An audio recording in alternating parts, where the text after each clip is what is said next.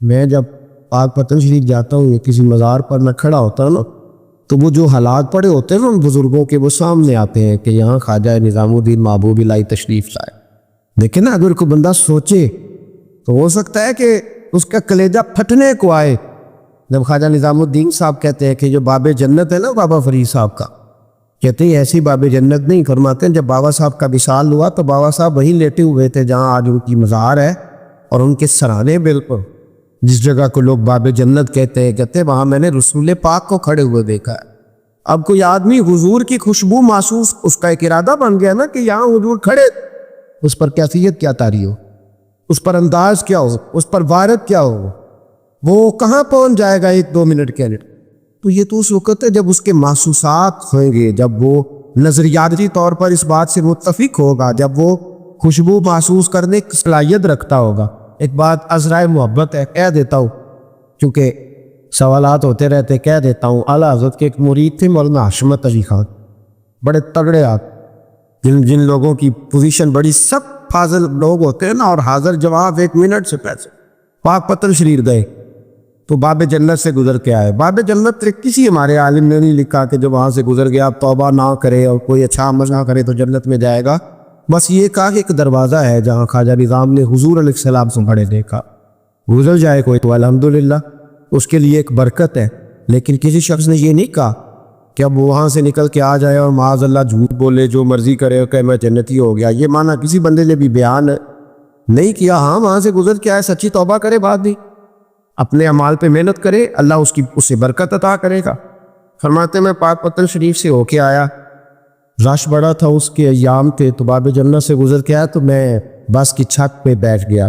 کچھ اور لوگ بھی تھے، تو ان میں سے کچھ ایسے صاحبان بھی تھے جن کو بیماری ہوتی ہے چھیڑ کے رکھنے کی، کوئی نہ کوئی بات کیے رہتے، یہ ہو گیا تو وہ ہو گیا، کہتے انہوں نے بات چھیڑ، مولانا کہاں سے آ رہے ہیں؟ میں نے کہا پاک پتن شریف۔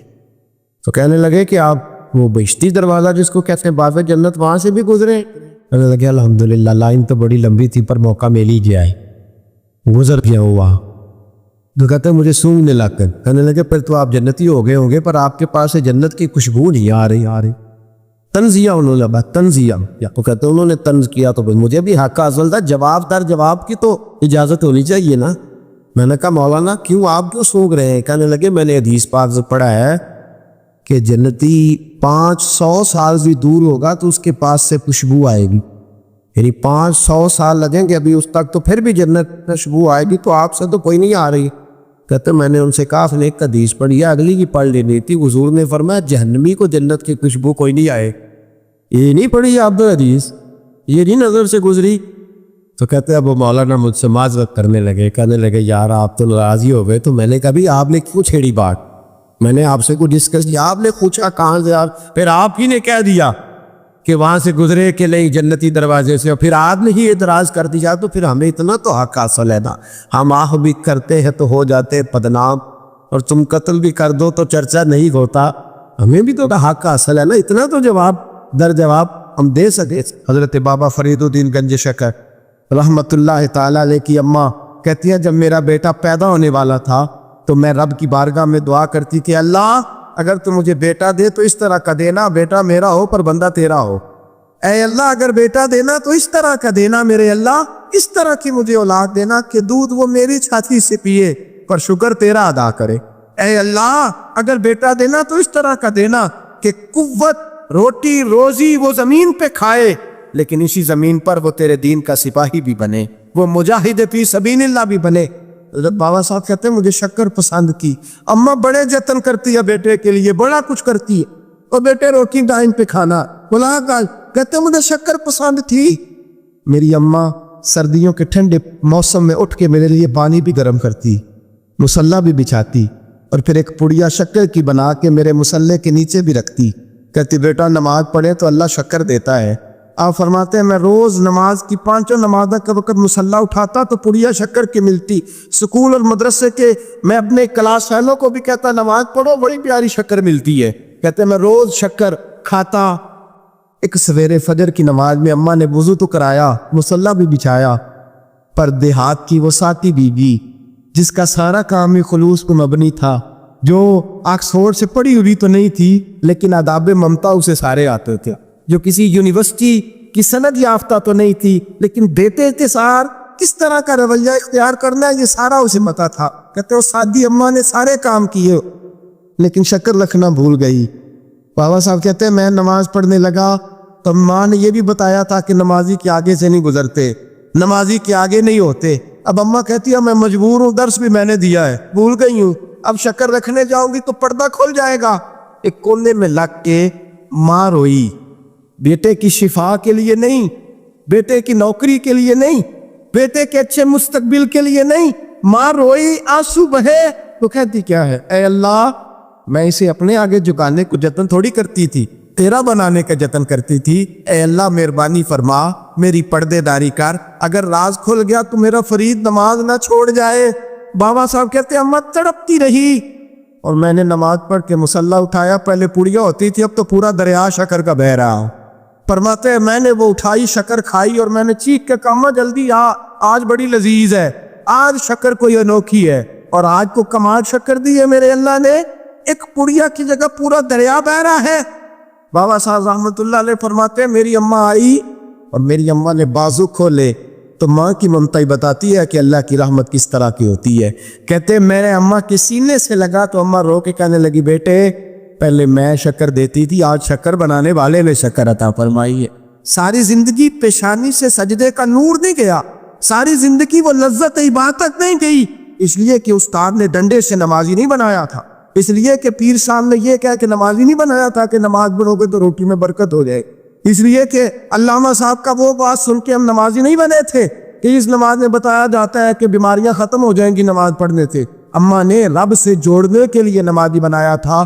ساری زندگی بابا صاحب کہتے رہے اٹھ فریدا ستیا، چاڑو دے مسیح، چل ہن اٹھ فریدا ستیا، چاڑو دے مسیح، او تو ستا ہے رب جاگدا، تیری ڈاڈے نال پرید۔ ساری زندگی نماز کی ٹریننگ دینا، اپنے بچوں کو اپنے رب سے جوڑنا، اپنے بچوں کو اللہ کے ساتھ ان کا تعلق بنانا، ان کو رب والا بنانا، انہیں رسول پاک کا غلام بنانا، یہ ڈیوٹی ہے ماں باپ۔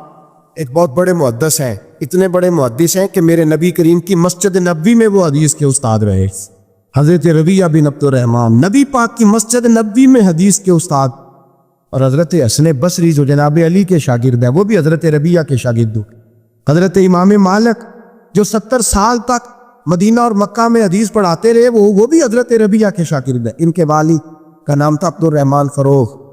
تاریخ بغداد میں لکھا ہے کہ بنو امیہ کے دور میں تابعین کے زمانے میں جناب عبد الرحمن بن فروغ گھر سے چلے گئے۔ ایک روایت ہے بچہ چھوٹا تھا، ایک روایت ہے بچہ ابھی ماں کے پیٹ میں تھا، جہاد کرنے چلے گئے۔ اس دور میں یہ جہاد ہوتا تھا کہ ایک علاقہ فتح کیا تو مسلمان اگلے علاقے میں چلے گئے، اگلا فتح کیا تو اگلے علاقے، ایک کے بعد دوسرے لوگ پلٹ کے نہیں آتے تھے۔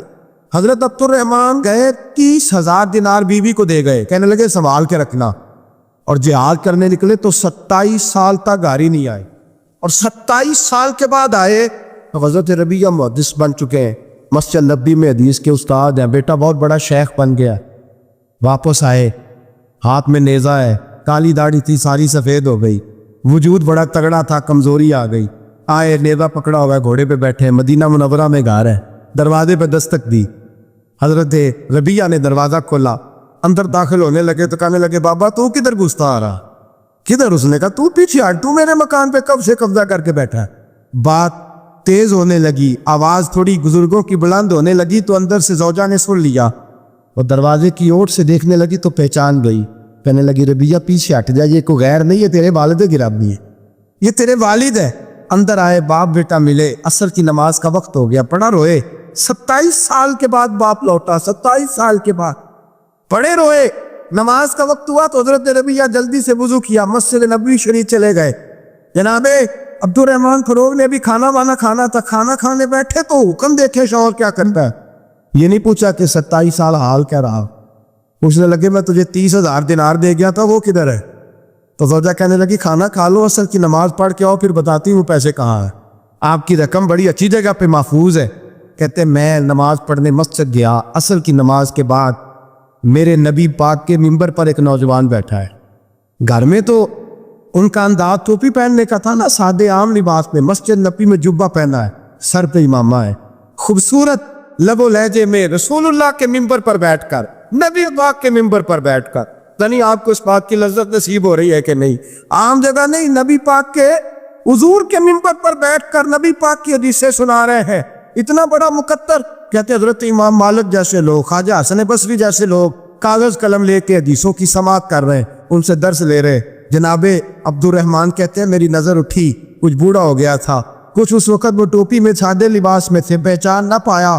ایک شخص سے پوچھا یار ہے تو جوان پر اس کے چہرے کی نورانیت میرے دل کو بھا گئی ہے تو جوان پر اس کا حدیثیں بیان کرنے کا انداز میری طبیعت کو گھائل کر کے ہے. یہ کون ہے جو نبی پاک کی مسجد میں بیٹھ کے حدیثیں بیان کر رہا ہے؟ کہتے امام مالک کہنے لگے بابا جی چپ کر جاؤ، ہمارے استاد کے بارے میں اونچے لب و لہجے میں بات نہ کرنا، دیکھتے نہیں کتنے کتنے لوگ بیٹھے ہوئے خاموشی سے. تو میں نے کہا مجھے بھی تو بتا دو نا ہے کون. تو کہنے لگے کوئی عبد الرحمن فروغ نام کے بزرگ ہیں، یہ ان کے بیٹے ہیں، ربیعہ نام ہے. کہتے ہیں جب لفظ کہے تو میرے آنسو چھلک کے باہر آئے اور میں حضور کی مسجد میں گر گیا اور رونے لگا کہ یہاں اور میرے رسول پاک سید عالم صلی اللہ علیہ وسلم کے منبر پر اور میرا بیٹا. تو میں تڑپ کے گھر گیا اور گھر جا کے میں نے اپنی بیوی کو جب دیکھا تو میرے آنسو نکل گئے. میری بیوی سمجھ گئی کہ یہ میرے محدث بیٹے کو دیکھ آیا ہے. کہتے ہیں بیوی رو کے کہنے لگی میں نے آپ کے 30,000 دینار آپ کے بیٹے کو مصطفیٰ کریم کی حدیث کا استاد بنانے میں خرچ کر، میں نے وہ 30,000 دینار خرچ کر دیے. 30,000 دینار آپ کا بیٹا میں نے. تو کہتے ہیں میں اپنی بیوی کی طرف دیکھنے لگا، میں نے کہا قربان جاؤں، میں اگر اللہ کے دین کے رستے میں تھا انہیں میرے ساتھ نیکی کی ہے، میرا بیٹا بھی دین کے رستے پہ لگا دیا. میرے بھائی اللہ سے جوڑا، اللہ سے جوڑا. سب سے بڑا حوصلہ نا صوفیاء کا ہوتا ہے. صوفی بھی کہتے ہیں کہ مرشد ایک بنانا، چلو فیض جہاں سے بھی ملے گا اپنے پیر کا صدقہ ہی ملے گا. اس کی دلیل میرے عرصہ فرمایا کرتے تھے باپ ایک ہوتا ہے، چلو چاچے تو 15 بھی ہو سکتے ہیں لیکن والد ہے. توجہ ہے میری بات پر؟ ایک بات آپ کو سنانی ہے، ذرا تھوڑی غور کریں. جو لوگ طریقت کے رستے کے مسافر ہیں نا ان کو ذرا جلدی سمجھ آئے گی اس بات. بابا فرید الدین گنج شکر رحمۃ اللہ تعالیٰ علیہ کے ایک مرید تھے حضرت جمال الدین ہانسوی. بابا صاحب کو مرید سے بڑا پیار ہو گیا. وہ ہانسا کے رہنے والے بابا صاحب پاک پتن کے، تو وہ بیچارے اکیلے بھائی تھے، والد بھی فوت ہو گیا تو ماں بوڑھی تھی. بابا صاحب نے ان سے کہا کہ تو پاک پتن آ جا. کہنے لگے حضور ماں نہیں اجازت دیتی، اگر آپ کہتے ہیں تو آ جاتا ہوں. تو بابا صاحب فرمانے لگے اگر نبی پاک نے اویس کرنی کو بلایا ہوتا تو میں بھی تجھے بلا لیتا، لیکن نبی کریم علیہ السلام نے انہیں نہیں بلایا تو لہذا میں تجھے بھی نہیں بلاتا. لیکن پیار بڑا تھا تو بابا صاحب کہنے لگے چل تو پاک پتن نہیں آتا تو میں تو تیرے گاؤں آ سکتا ہوں. 3 سال بابا جی مرید کی خاطر اس کے گاؤں میں چلے گئے. ان بھی پیٹو دیندے نے مرید کی خاطر، پر مرید پجاروں والا ہونا چاہیے. اگر ہی وہ تو پھر انہوں نے راہ اوکھا لگتا ہے، پھر مشکل ہوتا ہے. چلے جاتے ہیں اب بھی چلے جاتے. ماڑا آئے تو انہوں کہنے تو جمعراتی آئی سویرے 8 بجے. ہاں تو کدھر آ گئے. تگڑا آئے تو انہوں کہنے تو بڑی لیٹ آیا، تو راتی خواب بھی آیا سویرے. خدا بندہ یہ تیرے سادہ دل بندے کدھر جائیں. شہنشاہی بھی جاری ہے اور جو ہے وہ فقر بھی جاری ہے، شہنشاہی بھی جاری. میرے بھائی سنیں، بابا صاحب نا 3 سال مرید کے ہاں چلے گئے. 3 سال ہانسا میں آپ نے قیام فرمایا. 3 سال. والدہ تو ان کی جلدی انتقال کر گئی لیکن بابا صاحب وہیں رہ گئے. تو وہ حضرت جمال الدین بڑے خوبصورت تھے، بڑے پیارے تھے، ویسے بھی ادائیں بڑی اچھی تھی ان کی، عالم فاضل. حضرت خواجہ بہاؤالدین زکریا ملتانی ایک دفعہ پاک پتن آئے بابا فرید صاحب کو ملنے. تو انہیں جمال الدین ہانسوی پسند آ گئے. انہوں نے ملتان جا کے بابا فرید کو خط لکھا کہ میرے سارے مرید اور خلفاء لے لے پر اپنا جمال الدین مجھے دے دے. تو بابا صاحب نے جواب میں ایک کی جملہ کا اور بڑا شاندار کہا. کہنے لگے بہاؤالدین حد کرتے ہو، کبھی کسی نے اپنا جمال بھی کسی کو دیا ہے؟ وہ تو میرا جمال ہے، یہ بھی کبھی کسی نے کسی کو دیا ہے؟ اللہ اکبر. انہوں نے نا کوئی روحانی کشش ڈالی حضرت جمال الدین ہانسوی کے دل میں. تو بابا صاحب اسباق پڑھا رہے تھے شاگردوں کو، تو حضرت جمال الدین ہانسوی آ گئے. آ کے کہنے لگے حضور میں نے ملتان جانا ہے. بابا صاحب نے فرمایا کوئی کام ہے، کوئی مجبوری ہے، کوئی رشتہ داری ہے؟ سمجھ گئے بابا فرید صاحب کے معاملہ پیچھے سے گڑبڑ ہو گیا. کیا مسئلہ ہے؟ کہنے لگی حضور میں نے حضرت بہاؤالدین زکریا سے ملنا. محبت میں شراکت داری نہیں قبول ہوتی نا، باقی معافیاں مل جاتی ہیں، شراکت داری کی کوئی معافی یہ تو نے کیوں کی؟ شریک تو نے کیسے بنا لے؟ ایک در پھڑیے تے محکم پھڑیے تے ایک دئی ہو کے مریے، یہ تو نے کیا کیا؟ فرمانے لگے اچھا بہاؤالدین زکریا سے ملنا ہے؟ کہا ہاں. پیار بڑا تھا بابا صاحب کا خواجہ بہاؤدین زکریا سے، محبت بڑی تھی۔ فرمایا اچھا میں تیری خاطر یہاں آیا ہوں اور تو نے کوئی قدر ہی نہیں ڈالی، تو کہتے آگے جانا ہے، جا اب تو اسی کے پاس جائے گا۔ حضرت جمال الدین آنسوی کہتے ہیں میں نکل آیا پر سینے کا نور سارا رخصت ہو، نہ میں ملتان جا سکا اور نہ میں بابا صاحب کا رہ سکا۔ 3 سال ہو گئے معافی امان، پر بابا صاحب نے فرمایا یار میں تیری خاطر بڑھاپے میں یہاں آیا اور تو نے سوچا ہی نہیں، تو نے قدر ہی نہیں ڈالی، تو نے یہ کیا کیا میرے ساتھ۔ ایک تاجر آیا کرتا تھا بابا فرید صاحب سے ملنے سال کے بعد، وہ آیا تو اس نے لوگوں سے پوچھا کہ وہ کدھر ہے؟ جمال الدین جس سے سلام لے کے بابا صاحب سے لوگ ملتے تھے، جو رستہ تھا بابا صاحب کی طرف جانے کا، کہا وہ تو روڑی کے ڈھیر پہ بیٹھے۔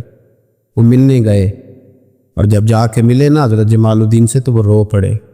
کہا کیا ہوا؟ کہنے لگے بس ہوا یہ کہ میں اس کی قدر نہیں ڈال سکا، جو قدر مجھے کرنی چاہیے تھی نا یار کی، میں وہ قدر کر سکا، میں قدر نہیں کر سکا، یہ مجھے سزا ملی، تو ان سے کہنا معاف کر دے۔